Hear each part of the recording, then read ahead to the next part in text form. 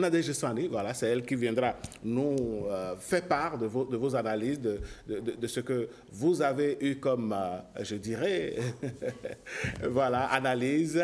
Et puis, bon, voilà, tranquillement, on aura donc le temps de partager cela avec nos amis téléspectateurs. Et la question du jour, c'était de savoir, est-ce qu'il est encore possible, au jour d'aujourd'hui, d'éviter donc l'escalade, je dirais, l'hécatombe, pour ne pas dire l'embrasement du Moyen-Orient.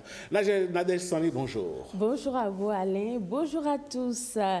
Pour nos internautes, la menace d'un embrasement généralisé du Moyen-Orient à cause d'un affrontement direct entre Israël et l'Iran est bien réelle, mais pas inévitable. Florentin Zoundi-Ekman estime que tout devient possible lorsque chaque partie exprime clairement sa volonté. J'en appelle simplement à la retenue de la part des dirigeants de chaque pays, car ce sont les populations qui paient le prix fort, perdant leur vie pour des décisions de frappe qui ne viennent pas d'elles. La paix, rien que la paix.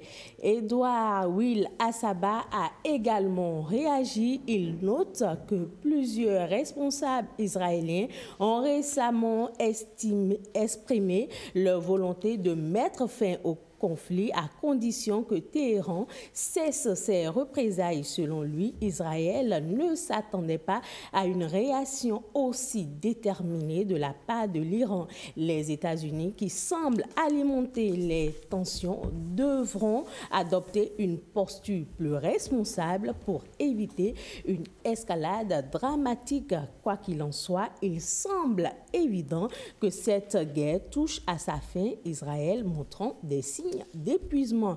Ernesto Boussou pense qu'un embrasement total du Moyen-Orient peut être évité, bien que la situation reste d'une extrême fragilité. Tout dépendra de la capacité des grandes puissances à faire preuve de retenue, de la pression exercée par les acteurs régionaux, de la nature des représailles engagées. Ghislain Diossou est convaincu que ce conflit représente une menace sérieuse pour l'équilibre mondial.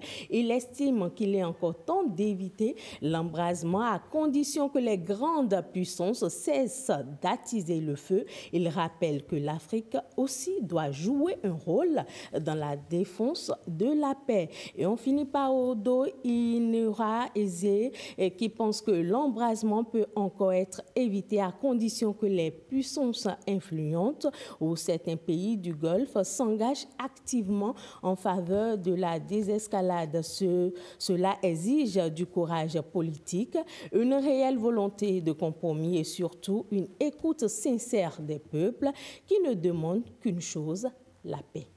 Eh oui, merci à vous, Nadège Sani. On vous souhaite aussi la paix. Merci à vous, je vous souhaite aussi la paix. Merci d'avoir partagé donc les analyses de nos amis téléspectateurs, de nos amis internautes. Voilà. Merci à vous, on se retrouve demain. Bien sûr, toujours avec le même plaisir. Et surtout avec le même sourire. Merci à vous et bonne journée. Allez, merci.